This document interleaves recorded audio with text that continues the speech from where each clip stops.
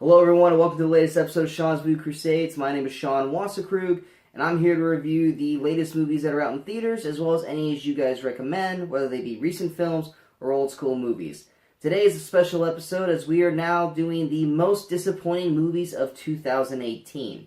Before we get on with the list, go ahead and hit that like, share, and subscribe button so that way you guys stay up to date with all the latest videos on the channel. And also head on over to Facebook and give a follow to Sean's Movie Crusades over there so that way you guys stay up to date with anything that drops on the channel.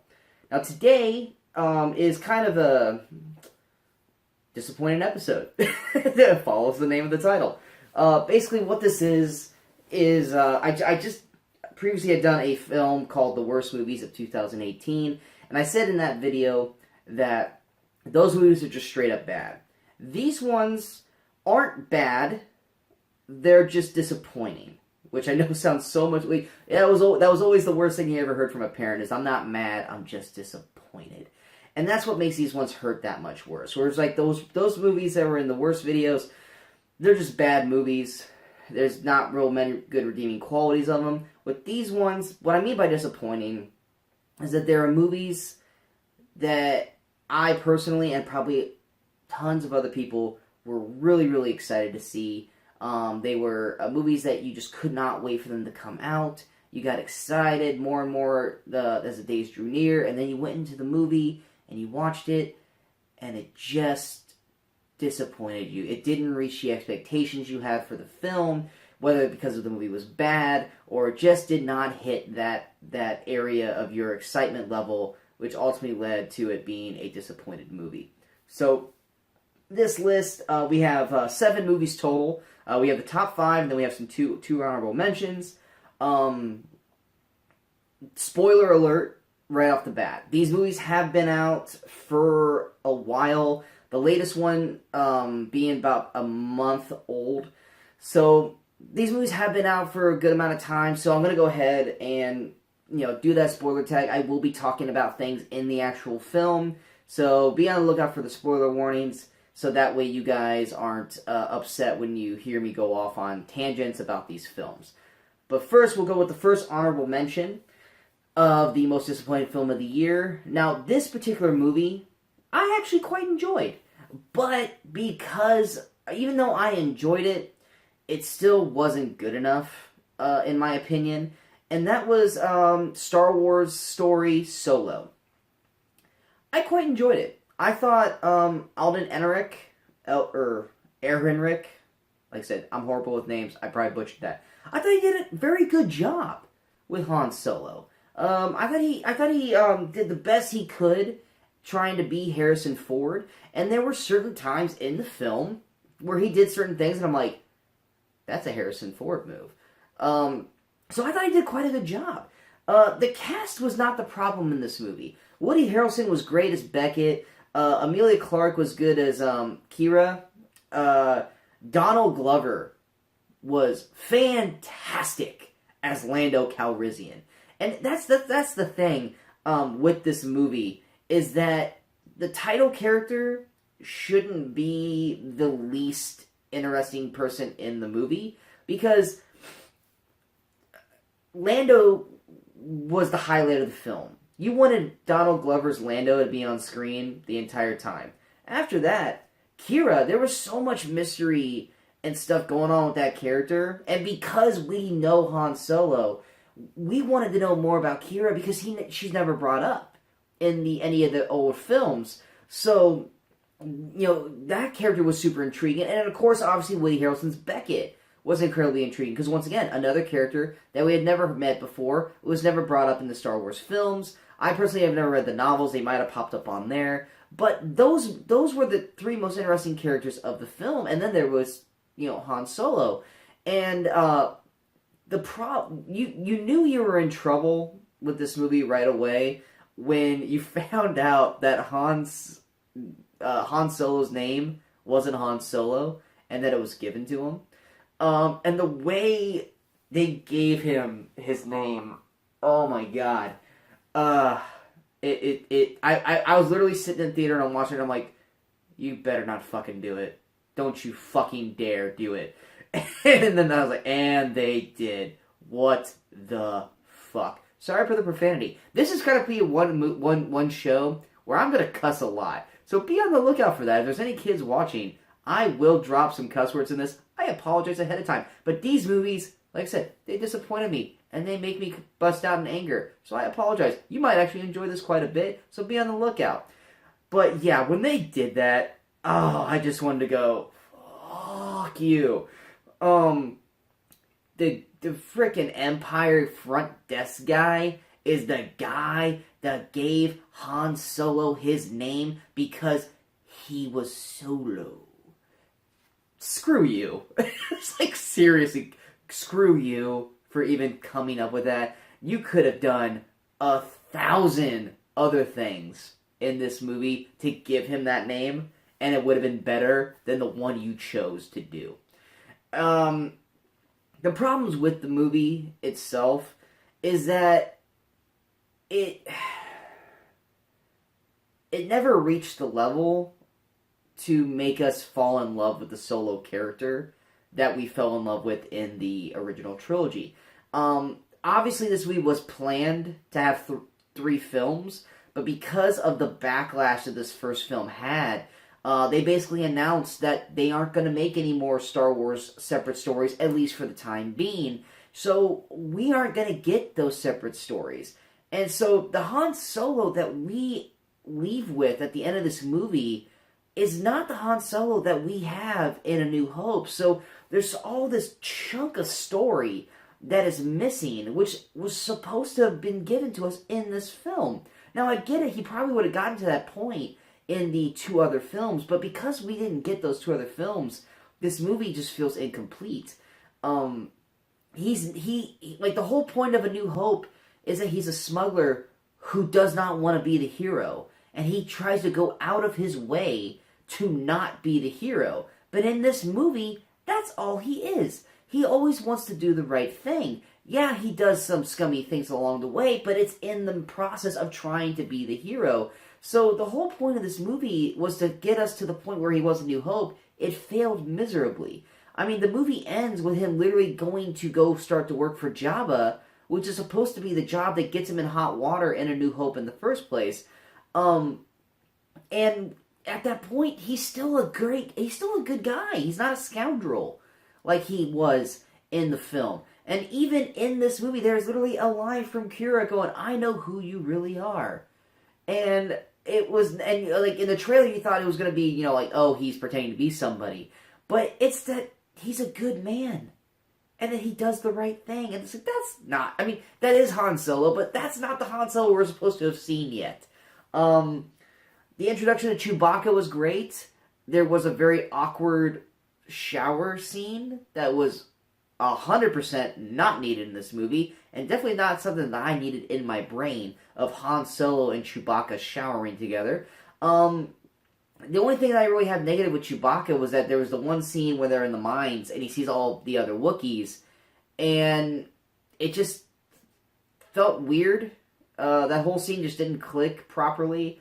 The best part of the film was probably the shortest part of it. There was a very intriguing storyline that, frankly, should have been the first movie. If I was making this trilogy, which I know I'm not, so this is not me saying that I'm smarter than Ron Howard. Not that Ron Howard did this. He got thrown into the mix when Lord and Miller and however many other writers and directors got fired. So I don't blame Ron Howard for this at all. He was basically making the best of a bad situation. But the story of Han joining this batch of smugglers led by Woody Harrelson's Beckett, that story was so intriguing and had so many great characters, mainly Thandie Newton's Val, who was like Beckett's kind of partner / girlfriend.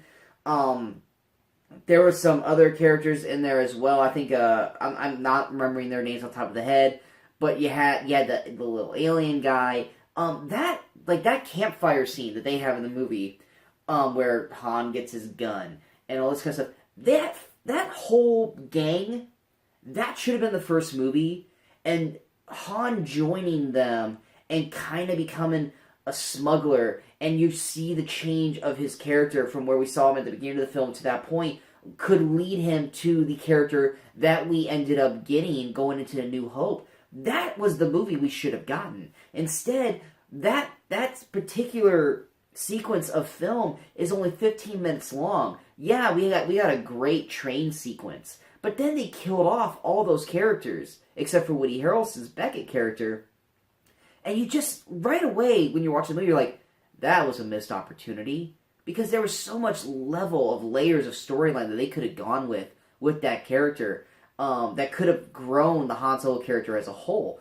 Instead, we get this whole different storyline where he meets his old girlfriend Kira again, and she's working for Paul Bettany's character, Dryden Voss, who actually was a very good character, underutilized. But because of that, he's got to pretend, him and Beckett got to, do certain tasks, and basically a MacGuffin of sorts, which I've explained what a MacGuffin is for people, but it basically is a thing that they need to strive to get in order to get the job done.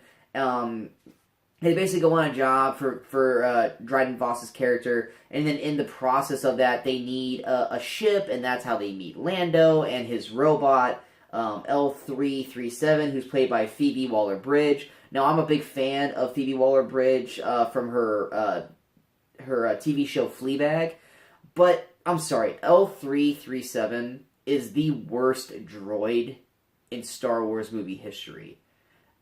She's not funny. I mean, I get a lot of people are like, she's the best droid of all the Star Wars movies. No, she's not. She's horrible.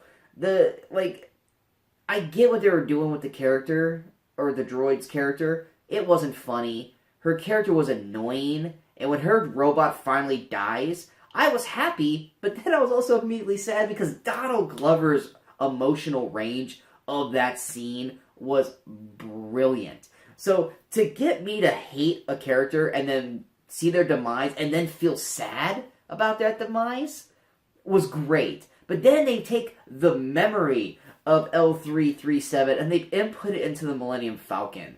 So basically, that's why Lando loves the Falcon so much, is because his favorite robot, who may or may not have been his lover, not really clear on that, but its soul is in the Falcon, and that's why the Falcon is so temperamental throughout the series, which, once again, something that was just like, we didn't need that.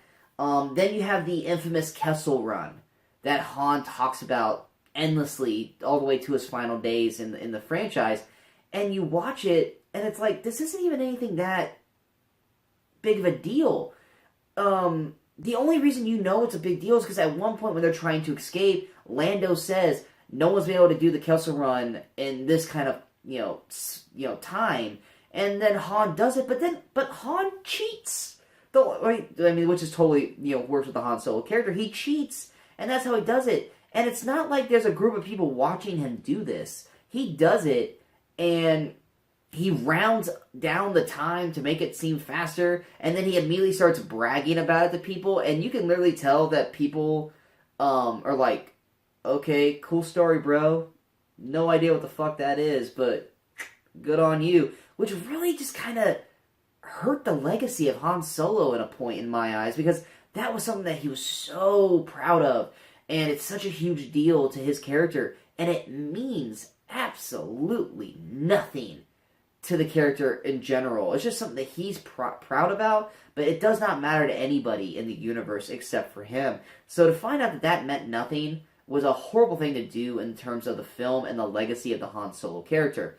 The other thing is you have Enfys Nest was supposed to look like this badass bounty hunter character. It amounted to nothing. They made this real dramatic reveal, and you found out that it was a young female, and that kind of fell flat. You kept expecting it to be Boba Fett or some of the bounty hunters that we knew from previous films, and it ended up just being nothing overall. I mean, obviously this was probably something that would have been important in future films, but once again, we didn't get that.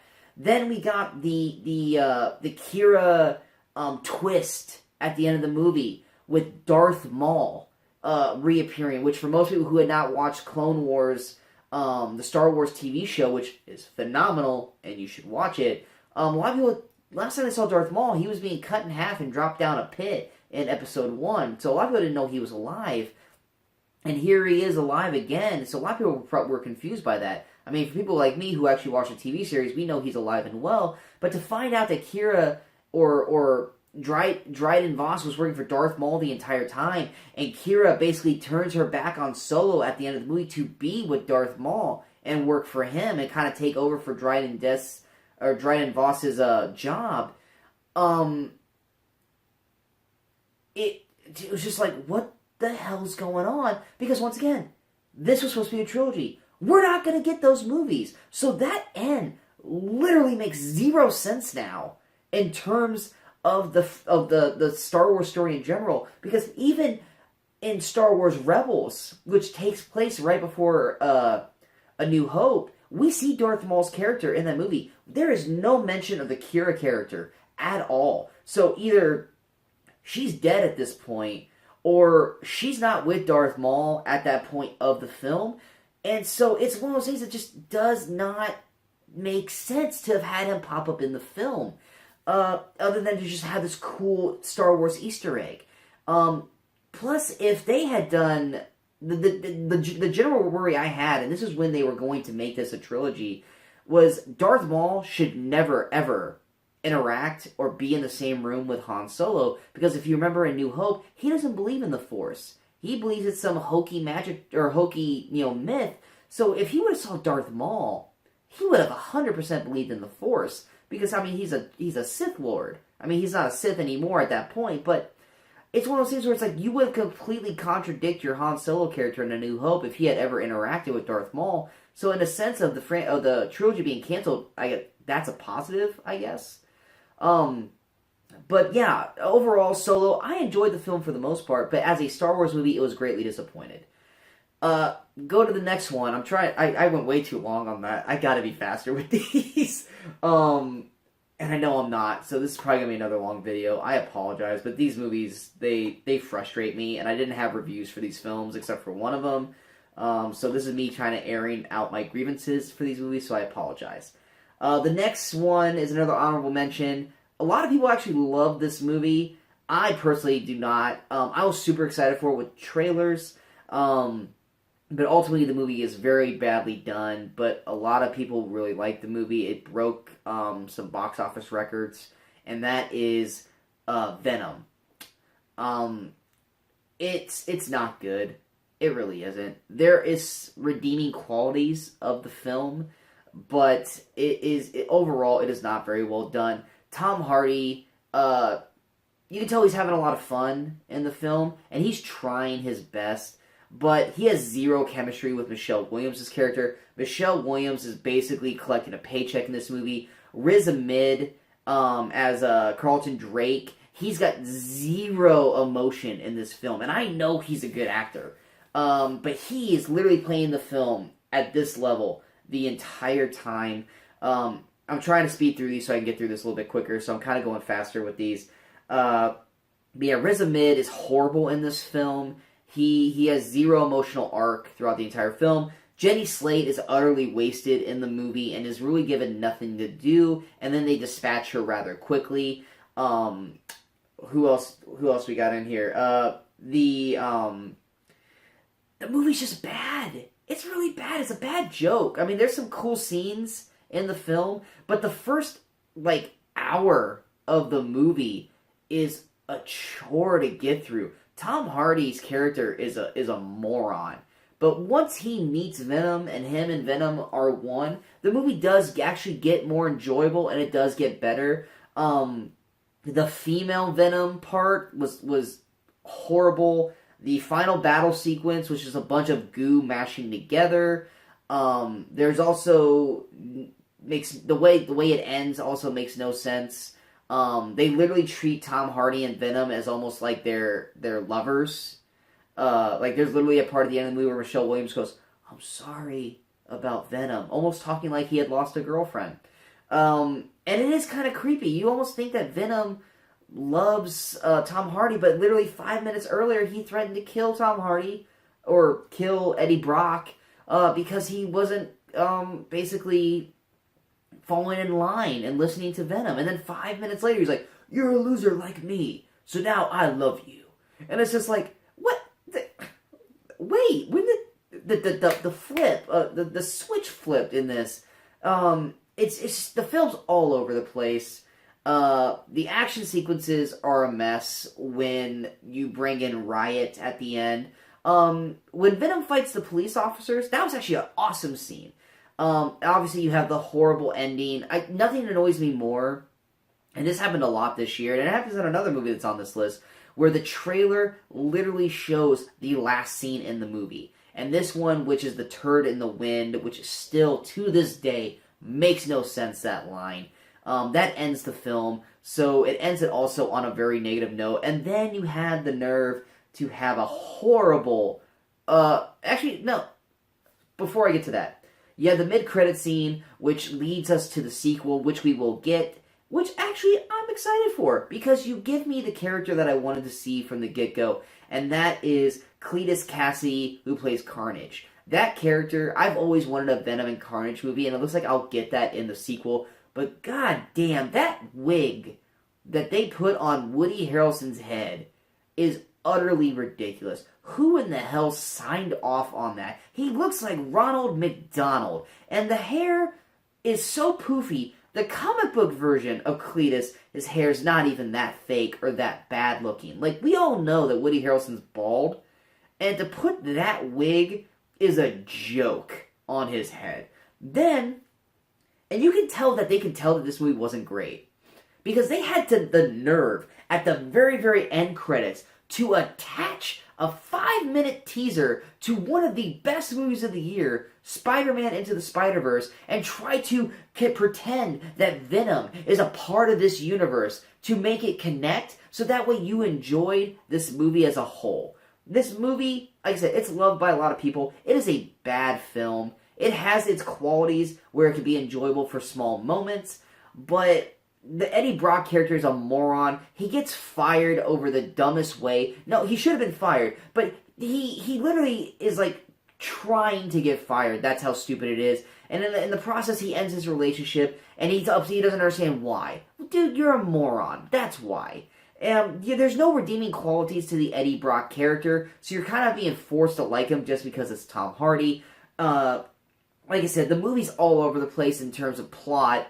It makes little to no sense, which I follow the Venom character quite a bit in terms of comics. So for the movie to make no sense to me and to just kind of be a jumbled mess, just infuriates me to no end, because Venom is one of my favorite Spider-Man characters. And I really just disliked this movie as a whole. And then the end capper to try to connect it to the Spider-Verse cartoon series really just pissed me off. So Venom, like I said, utterly disappointed with that film. I get that a lot of people enjoyed that movie, but it is not a good movie overall. It's one of those movies that are so bad they're good. Like I said, redeeming qualities, just bad film overall. Now let's actually get to the actual top 5. This one... I liked for the most part, but it's got some really bad parts in it, and that is Disney's Christopher Robin. I love Winnie the Pooh. I love Tigger, Piglet, Eeyore. I love that whole cast. And one thing that this movie does amazingly is bring the Winnie the Pooh characters to life. Winnie the Pooh looks fucking amazing. Every time he was on screen, I was like a child. It was so incredible how Piglet and Tigger and Eeyore and Winnie the Pooh looked on camera. And I could not commend this film enough for how amazing they made them look. Then you had the actual Christopher Robin storyline. Basically, they take a character with Christopher Robin, played by Ewan McGregor, and they try to force the Hook storyline from Robin Williams' Hook, where he's so busy with his job that he's a bad father, and he's a jerk, and blah, blah, blah. But you know what? The problem is Ewan McGregor doesn't play a jerk in this film. He literally is trying his best to be a good father, and trying his best to do good at his job. the whole point of the plot of this story is that his wife and him and his daughter are supposed to go to his old home for the weekend because his daughter's getting ready to go to boarding school, so it's one of their last times they get to spend the weekend with her. But his boss, played by Mark Gaddis, comes to him and says, I need you to be able to find ways to cut the budget, or we have to fire 20 people. And, of course, Ewan McGregor, trying to be a good guy, is like, well, I don't want people to lose their jobs. And so Mark Gaddis' character is like, well, you need to figure out how to cut the payroll without firing people, or I'm letting these people go on Monday. You have the weekend to figure it out. And then he tries to say, well, I can't do it this weekend. He's like, well, then these people are getting fired. So Ewan McGregor literally has a gun to his head, that he has to work this weekend. If there was any weekend that he needed to work, it was this weekend. Not because he wants to work. It's because he literally has the lives of people in his hands. If he cannot figure this out, he ruins the lives of 20-something people. And though his wife, played by Haley Atwell, who I love personally as Peggy from the Captain America MCU, and his daughter, like I get the daughter not being able to understand it, but his wife is so just unwilling to accept that this is so important that she just comes off so horrible to Ewan McGregor that all he cares about is work. And it's just like, are you freaking kidding me? You are basically making me hate this family, because Ewan McGregor is literally trying his best to save these lives and we keep these people without losing their jobs, and you're mad because he can't come to the cottage. I get that it's one of the last times he's going to be able to see his daughter before they go to boarding school, but literally there are 20 plus people's lives in his hands, and you have to be able to understand that. And to constantly, the entire film, to constantly just put him in a bad place because of that is fucking stupid.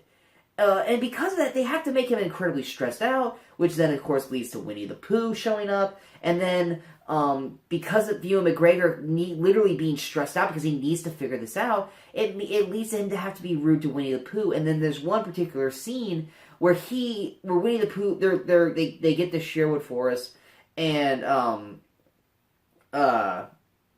basically they get lost, and Winnie the Pooh keeps walking around in circles, and he rips Winnie the Pooh a new one. He basically calls him a stupid idiot and stuff like that. And that right there, that was the cutoff point for me. Because I don't care how pissed off the Christopher Robin character is, he would never talk to Pooh that way.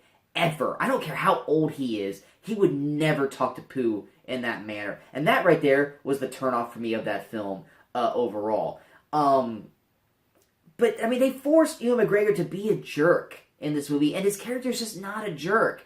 And so it was very poorly done, because he was forcing the role of trying to be like Robin Williams and Hook, and it failed miserably.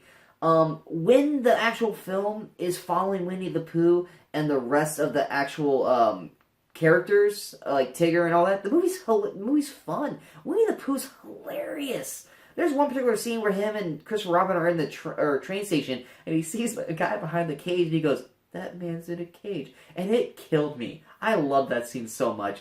And it's a delight to watch him. But the other big problem, I mean, there's a lot of things wrong with this movie, but the other big problem with this movie that makes it even worse is that the thought process has always been that Winnie the Pooh, Tigger, Piglet, all of them are Christopher Robin's imagination, and they're not real. And so when the beginning of the movie starts, it's kind of a goodbye party of Christopher Robin, because he's going to boarding school. And basically what that means is that he's going to be becoming a man, and his imagination is going to be going away, and so he's not going to remember Winnie the Pooh and all these characters anymore. And so that's why there's a goodbye party, because he's becoming a man, and he's not going to remember them. Then they make Winnie the Pooh and all the characters real. Let me describe how much of a dick move this is. It actually does make Christopher Robin an unlikable character, but in the wrong ways. You're telling me that as a kid, he has real life, like stuffed animal bears and pigs and donkey and kangaroos that are friends and talk to him, and they are real life characters, and they live in a portaled universe where he can walk through a tree and go to a different area either in the world or to a different dimension. And there's these characters there that are 100% real. And he goes to boarding school and forgets about them? Fuck you, Christopher Robin. Like, if they're imaginary, I understand that, and I get that he forgets them at that point. But these are real-life characters now that you're treating, because they interact with other people in the film, so they're real. So to have the audacity that this character, Christopher Robin, would go to boarding school, and then, obviously, he ends up going to war and has a family and all that, but you're telling me he forgets to visit these characters? No, that's not cool. Like, these characters are sitting there waiting for Christopher Robin to return. And they're waiting however many years it is, because I don't think time goes in the same format as it does in the real world there. But that just makes the Christopher Robin character a dick. That, like, I get that you lose touch with friends, but those are people. These are literally talking stuffed animals, and talking animals in the boot, because for some reason they make Rabbit and owl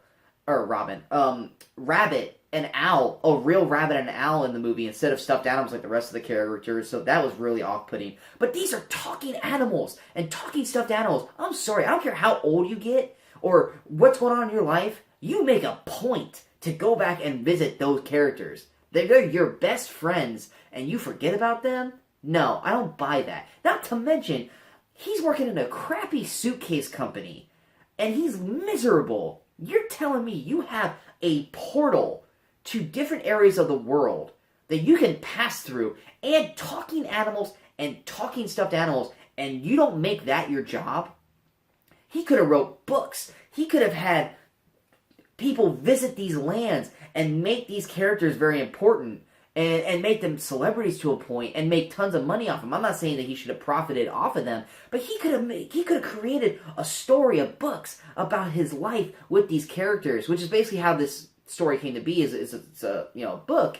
But he could have done this, and instead he's working at a shitty suitcase company where he hates his job and he hates his life for the most part. When he has basically I'm not gonna say $1 million because of the time frame, but a huge money opportunity where he could have been living happily with his family and his friends, and at that point it's just like, you ruined this film by making Winnie the Pooh and all of them real, because then I just couldn't buy into all the bullshit that was going on in this movie. Not to mention the horrible suitcase or the whole job storyline is atrociously bad. The escapades at the end with the daughter Madeline with the Pooh cast. I'm sorry, no kid could have gotten away with what she did at the end of the film. That part was very unbelievable. I get it's a kid's Disney film. You just kind of have to let that stuff go. But it was just very unbelievable that it got to that point. But yeah, it's the movie, like I said, it's charming in its own way because of Pooh and the cast. But then once you throw in the adult storyline of Christopher Robin, and then the fact that these characters are real in the long run, it really just makes the movie utterly disappointing and not fun to watch, except for the Pooh parts. Or Winnie the Pooh parts. But yeah, so that's the number 5 movie of the year. Going to number 4, this one I do have a review up, so I'm not going to go too far into this one. But it is The Predator. The reason why this is a disappointment is that this movie, I love Predator and I love Aliens. And when I saw this movie got announced, I was like, great, hopefully this is good. They had Shane Black as director. Shane Black is a phenomenal director. He's directed many great films. That and alone, the cast list on this was fantastic. You have Boyd Holbrook from Logan. He plays Quinn McKenna, the main character. You got Trevante Rose, which if you've been following this channel, you know that I'm a pretty big fan of his because he tends to do very well in every movie he's in. He plays Nebraska, and he does great in this movie. Jacob Tremblay, he's a phenomenal child actor. You have Keegan-Michael Key. Who doesn't love Key and Peele? Olivia Munn, take it or leave her. Sterling K. Brown is one of the best actors on TV today with This Is Us. You have Thomas Jane. You got Alfie Allen for the Game of Thrones fans. You had Yvonne Strahovski for anyone who's a big fan of Chuck or Dexter. You also have Jake Busey. His father was in the second film. there was so much going for this movie that it could not go wrong, and utterly the movie was just a big disappointment. The dialogue's rough. They introduced a separate Predator storyline, which just didn't work well for me. Sterling K. Brown, he tries his best, but he's easily one of the worst performances in the film. Olivia Munn, once again, doing the best she can, but she's basically playing a biologist, but she's basically Lara Croft Tomb Raider in this movie, and there's no reason for her character to be that way, so it's very unbelievable when her character does all the things she does. Also, the ability that Jacob Tremblay's character, who's Quinn's son Rory, because he's autistic, he has the ability to read Predator technology because he's of higher levels of intelligence because he's autistic, was just utterly stupid. There's just so much wrong with this movie in general, and if you want to see my full review of it, head on over to the channel, and you can see the review of it there. But this movie just had so much going for it to fall flat on its face and be just an utter disappointment. There was no reason for this movie to fail, and it failed miserably. Going on to the number 3 film, this one I was actually generally excited for when I saw its first trailer, because I was hoping that we were going to get something along the lines of like a Who Framed Roger Rabbit, and that is the Happy Time Murders. Basically, this film came out in August, and it was basically supposed to be, like I said, like a Who Framed Roger Rabbit kind of thing, but with puppets instead of cartoon characters. But it was going to be rated R. And the trailer came out, and it looked hilarious. Raunchy, but hilarious. And then you have Melissa McCarthy, who's always a standout, and I mean, she doesn't work all the time. There's certain movies where she goes to Melissa McCarthy, and then there are other times where she's got a great ensemble cast, and she really shines through. And I was hoping with the puppet aspect of the story, this was going to be one of those movies where she was going to really shine. And while she does have certain moments in here, the movie is so over-the-top raunchy to the point where it's unnecessary. They literally had to have a dick and fart and sex joke every 5 seconds or it can't breathe. That's literally what it feels like. The story is, for at least the first half hour, is borderline unwatchable. Then once they finally develop the actual main character, or the main puppet, played by, where is he here? The main puppet. I'm just going to say the main puppet. They finally develop his character and why he is the way he is, and you find out that him and Melissa McCarthy, who plays Detective Connie Edwards, why they have such a dark past. Then there's an actual story developing, and that story between them was actually really good. And at one point, I thought this movie was actually going to turn into something very, very well done. But then every 5 seconds, they had to have another dick or sex joke, and it just was off-putting at the point. Joel McHale's in the movie as an agent. He's criminally underused, and it's just not good in the film, and I'm a huge fan of Joel McHale. Elizabeth Banks is completely underused in the film as well. They throw a twist at the end of the movie for her character that literally has zero substance to the film, and nothing comes out of it. So there was no reason for the twist except for to throw a twist, but nothing comes out of that point, and it was unnecessary and unneeded. Literally, the twist has nothing to do with the film. You could have taken it out of the movie, and we would have went through the exact same way. Which, at that point, what the hell was the point, except for maybe Elizabeth Banks just wanted more camera time. Maya Rudolph as Bubbles was probably the one highlight of the film. She plays the main puppet. He plays the main puppet's secretary. I'm not usually a big fan of Maya Rudolph, but I actually quite enjoyed her in this film. But like I said, the movie just can't get out of its own way. It has to just rely too much on raunchy humor to the point that it ruins a potential good story that it had.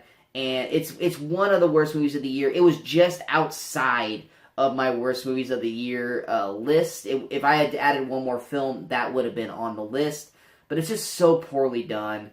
And it had such potential to be something great in my eyes, and it just failed miserably at it. Going to the number 2 film of most disappointed movies, This one, I also have a review up, so I'm going to try to speed through this one rather quickly, and that is Fantastic Beasts and Where to Find Them, The Crimes of Grindelwald. I actually enjoyed the first Fantastic Beasts film, and when they finally released the trailers for this one, it looked awesome. We got Jude Law playing young Dumbledore. Johnny Depp was going full-on Grindelwald in this film, and the trailer overall looked really exciting. But damn, this movie was dull and boring. It was 2.5 hours of just explaining shit. And even for the most Harry Potter fans, you just got lost. There's just so much exposition in this movie that you almost needed the Pottermore website pulled up so you could follow it. They were dropping Easter eggs just to drop Easter eggs. There was excessive dialogue just to have excessive dialogue. There's literally only 2 action sequences in the movie, and there's 3, and only one of them really felt earned. They have a character twist. I'm going to try not to spoil this one nearly as much because it is still only a month old.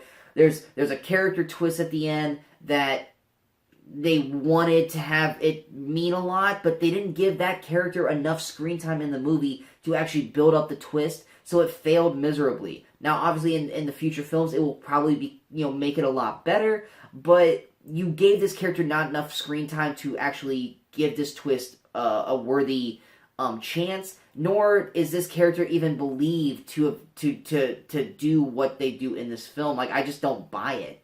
Then they have the big twist at the end of the film, which just frankly makes no sense, because in terms of the Harry Potter films, anyone who's seen the movie, you know what I'm talking about. The twist makes no sense. It's intriguing, but based on the Harry Potter films, it just doesn't add up. Ezra Miller, who I loved in Justice League as the Flash, his character is given so much backstory and plot that you would think that he would really knock it out of the park in acting, and he's literally given the same dull performance he gave in the first one. They throw in a huge Easter egg of having what's her name? I know what it is, but I just don't want to say it wrong. It's the snake, Voldemort's snake, Nagini. I knew I was going to say it wrong, so I looked it up. She's literally there just to be an Easter egg and follow Ezra Miller around. That could have been any character, but they made it Nagini. Besides her introduction, she literally has zero purpose in this film besides being an Easter egg. Newt Scamander, played by Eddie Redmayne. I call them the core 4. You got Eddie Redmayne. You've got Dan Fogler as Jacob, Alison Sudol as Queenie, and Catherine Watterson as Tina. The core 4 from the first film. They're literally just in this movie because they were in the first movie. You could have done this film without them, and you still would have had the same outcomes of the film. Tina and Newt are still doing the will they, won't they storyline from the first movie. Jacob is fine, but he's basically still playing the same muggle, dumb muggle character storyline. He does get a little bit more dramatic scenes to do, and he does very well in those scenes. And Queenie's given some stuff to do, but she's not given enough screen time to develop the stuff that she's given in the film. Johnny Depp's the best part of the movie. He does a great job as Grindelwald. He's very captivating when he's on screen, and he's a highlight of the film. Jude Law does a really good job as Dumbledore, but just like with my problem with Solo, the Dumbledore that we have in this movie does not at all redeem the Dumbledore that we've got in the Harry Potter films. Obviously, there are 3 more movies of this franchise to come, so that will probably happen in the course of those films. But as of right now, he is just way too chill and cool looking to match the Dumbledore that we have when we get to A Sorcerer's Stone. And I also want to know where he goes from wearing suits and being a nice beard to to wearing gowns and having a wizard beard. So there's a lot more to come from this film, but this movie is literally just exposition overload, and it's just rather dull and boring. And I have more to say in that review. So it's the very first video I ever shot on the channel. So if you want to check that review out for Crimes of Grindelwald, go ahead and head on over and check that out after you get done watching this video. But yeah, definitely something that I was super excited for that just utterly disappointed me was Crimes of Grindelwald. The number one movie.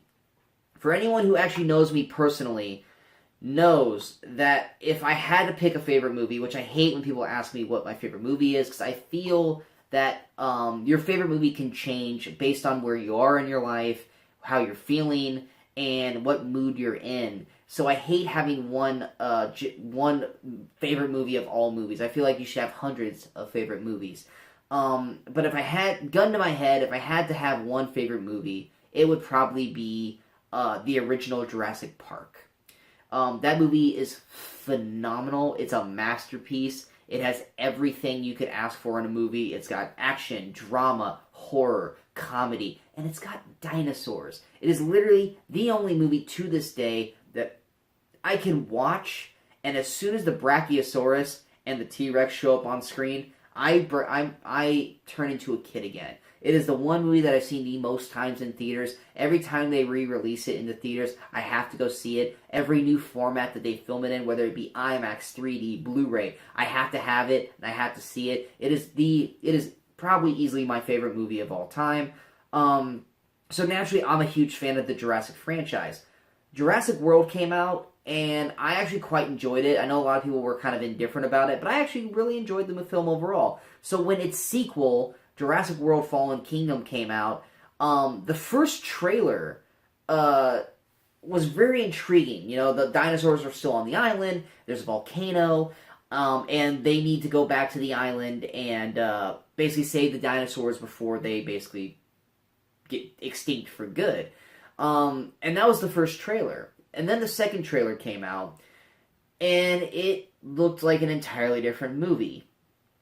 And that trailer made me worried, because I didn't like anything that trailer showed. And I'll get into that. But that's basically what's wrong with Jurassic World Fallen Kingdom. It is two separate movies. The first half of the film is actually quite enjoyable. The second half is utter crap. I commend them for trying to do something different with the franchise, but they failed miserably at it. The first half of the film, like I said, it's all about them trying to get to the island to save the dinosaurs. What's wrong with that is the characters themselves have basically switched. Claire, played by Bryce Dallas Howard, in the first film, she could give a rat's ass about the dinosaurs. They're property to her, because she runs the park. And in this one, now she's like a dinosaur animal activist. And all she cares about is the well-being of the dinosaurs. And I'm like, when the hell did this happen? Because even by the end of Jurassic World, I still don't feel that she gives a crap about these dinosaurs. The only moment in Jurassic World where she remotely felt like she cared about the dinosaurs was when the Brachiosaurus was dying. And that was mainly because of how Chris Pratt was reacting to the dinosaur. So never in that film, except for that one tiny moment, would I ever feel that she would be one of the focal points of trying to save the dinosaurs. Chris Pratt, he kind of flips too. He went from caring about the dinosaurs' well-being and loving Blue, the Velociraptor from the first film, to if they die, I don't care. And so it's just that both characters completely flip in terms of how they were in the first film, which takes some getting used to. Basically, like I said previously, what's going on is that the volcano that's on the island, which once again, to revert back to the first film, why would you build a theme park where a volcano is? Because even if the events of Jurassic World had not happened, you're gonna lose this park. You know how many billions of dollars you're losing by building a theme park on an island with an active volcano? That is just fucking stupid to begin with. So even if the dinosaurs hadn't broken out and destroyed the park in the first place, you would have had this craziness ensue. You would have had lawsuits. You potentially would have lost people's lives. So that right there was utterly stupid. But the way the film goes is apparently John Hammond has this business partner that we've never heard of. And what's ridiculous about it is that this this guy, it's Benjamin Lockwood, he's played by James Cromwell. He calls up Claire, and in the movie, when they announce who it is, the orchestra blares super loud, like, we're supposed to know who this is. And they treat it like it's John Hammond. And, like, even I watch, I'm like, why did the music just get so loud? Like, this is a defiant moment. And she drives to the mansion that he lives at, and you find out that he's a partner of John Hammond. I'm like, oh, okay, that's why. But then it's like, the orchestra part was way overkill, and it was just stupid in a sense. And basically, he wants her to go to the island and try and save as many dinosaurs as you can. And then she tries to and they really wanted to make sure they got Blue, which is weird because why are you focusing on one particular velociraptor? So basically, she gets Chris Pratt's character Owen to go back to the island to basically go save Blue, and then she brings two of her colleagues with her, Franklin Webb, played by Justice Smith, and Zia Rodriguez, played by Daniela Pineda, and her character. So she's a practicing dinosaur vet, but she's never seen a dinosaur before. So, first off, how do you graduate with that degree? How do you become a dinosaur vet if you've never seen a dinosaur before? Because literally, when she gets on the island and she sees the Brachiosaurus for the first time, she literally says the line, "I never thought I would ever see a dinosaur in real life." Then why the fuck is that your major? Why are you a dinosaur vet if you have never seen a dinosaur, nor did you think that you would ever see a dinosaur in your life? I'm sorry. You want to talk about a worthless college degree to have? There it is. She literally picked a degree and a job that she would never ever do anything for. So first off, why did she have the job to begin with? And then you have Justin Smith's character, Franklin Webb, and he's just basically there for comedic relief, to be kind of the wuss who screams like a girl whenever a dinosaur's around, and his character is just ultimately pointless throughout the entire film. But basically what you find out is that Lockwood's apprentice in the film, he's Eli Mills, played by Raph Spall.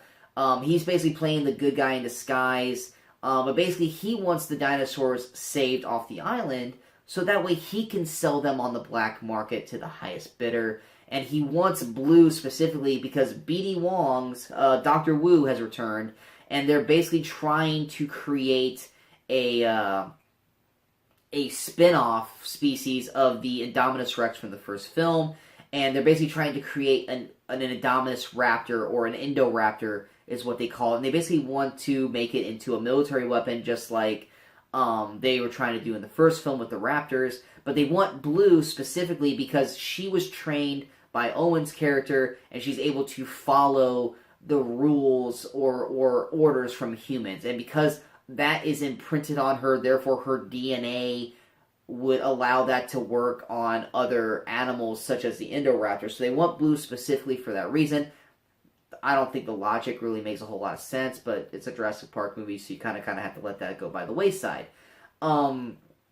So that's the underlying story, is that they're brought to the island under false pretense to save Blue and the other dinosaurs. The volcano erupts, not to mention that Owen's character should have died 3 separate times during this volcanic attack, because he gets way too close to the lava at one point where, even though he didn't touch it, he should have been burnt to death, or basically engulfed in flames. And then there's another time where he basically gets swallowed up in volcanic ash that he should not have survived from, nor should he have survived probably the drop he fell off a cliff. There's many points where Owen should have died in this first half of the film. But basically they end up getting off the island to the point where they literally show the saddest scene probably in the entire Jurassic Park franchise. It was so unnecessary. The Brachiosaurus on the pier yelling out literally for help as the boats are sailing away, and you're seeing the volcano coming down and utterly killing it, was so unnecessary. It was so painful to watch. It was heartbreaking to watch. it was just kind of a fuck you to the directors for making that scene be in this movie. But anyway, that's the first half of the film, and it's solid for the most part, besides the idiot stuff going on during that part. Then you get the second half of the movie, which is so ridiculously stupid. It basically becomes dinosaurs in a mansion, or, I'm sorry, fake dinosaur that doesn't exist, haunting a mansion, while all the other dinosaurs are asleep in the basement.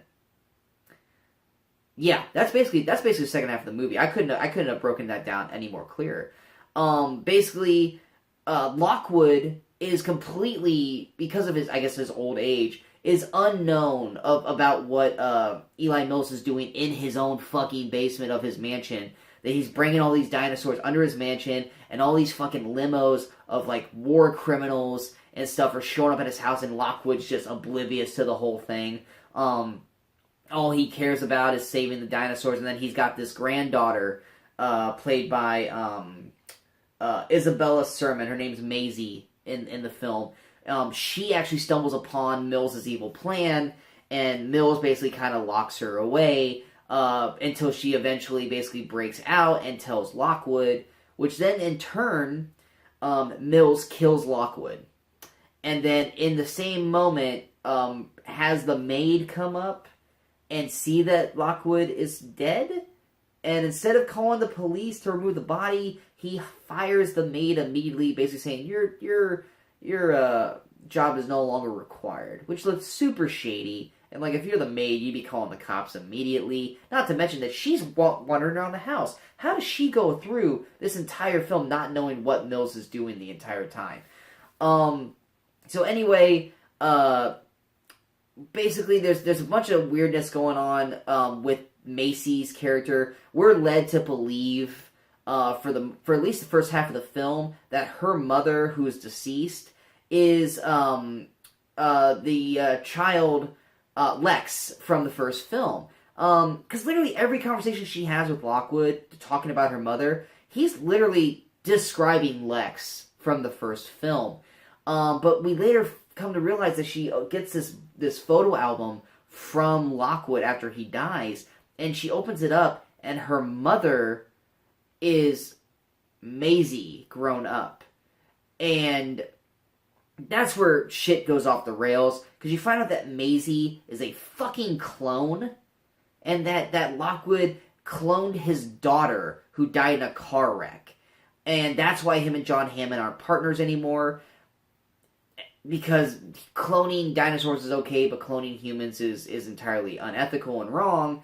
But the timeline does not match up with the story, so either Maisie doesn't age properly, or she's not the first clone version of herself, because she's way too young to match the timeline of how long it's been since the clone had been made. So either she doesn't age like a normal girl, or she's version 2 through 7 of this clone. So there's that story arc, which is just utterly fucking ridiculous. Then you have the auction of the dinosaurs, with all these war criminals, and there's criminally underselling these dinosaurs. Some of these dinosaurs are selling for like $12 million. These are fucking dinosaurs.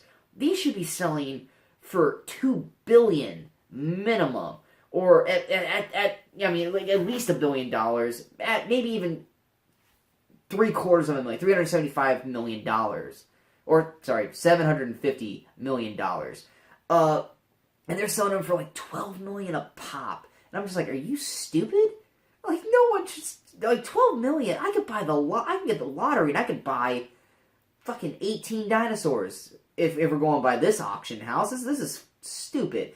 And then they introduced the Indoraptor. So, it's a raptor that uses Blue's DNA, but it also uses the chromosomes of the Indominus Rex. So it's got raptor blood already in it. So I don't know. So they need Blue's blood because Blue's able to follow orders. Blue's a normal raptor. You can have any raptor be taught. It's Owen. That's basically the hidden puzzle piece. But anyway, It's a hell of a lot bigger than a raptor. It's basically the size of a small T-Rex or an Allosaurus. But how it's a war weapon is that you can point a gun at your target with laser eye, and the Indoraptor will attack where the laser eye is. Let me rephrase exactly what I just said. You point a gun at your target and hit the laser eye, and the raptor will attack the target that you're pointing a gun at. Shoot the person. You don't need a fucking dinosaur to then attack this person when you're already pointing a gun at them. If you have the ability to point a gun at someone and hit the infrared on them, you should already be pulling the trigger. You shouldn't be then releasing an unreliable dinosaur onto these people to try to kill them when you could just shoot them in the head. Once again, the stupidity of this movie is ridiculous. Then, of course, because it's a Jurassic Park movie, the dinosaurs escape. Mainly the Indoraptor and a couple others. And they're in the basement, and they're locked in the basement because the elevator, you have to have a special password code. So Blue, the T-Rex, Indoraptor, all these other dinosaurs, they're locked in the basement. The Indoraptor gets up to the top floor because he jumps into the elevator when all these other people are in there. So that's how he gets up to the main floor. And at that point, it becomes like I said, a haunted horror movie where the Indoraptor's haunting the mansion, basically trying to eat Owen, Claire, and Maisie. Which, there's literally one scene where they're literally hiding 15 feet away from the raptor. The raptor can smell its target from, I don't know the precise, many, many yards away. Like, probably half a football field, if not a football field length. And they're 15 feet away from it, and it can't find them. So, you're not even getting the biology of the dinosaurs correct in this movie. Blue, then, who, like I said, is locked in the basement, somehow finds her way up to the main floor. Either she knows the code to the elevator, because the elevator's on the first floor. So how does the elevator... She would have to go to the elevator, press the button, have the elevator come down, hit the password, get inside, and then come up. Or she'd have to find the expressway out of the house, which at that point she's outside. And then instead of going out into the world and doing her own thing, go back into the house on the main floor and fight the Indoraptor. Sorry, that's way too many this has to happen for this to work, for that to work.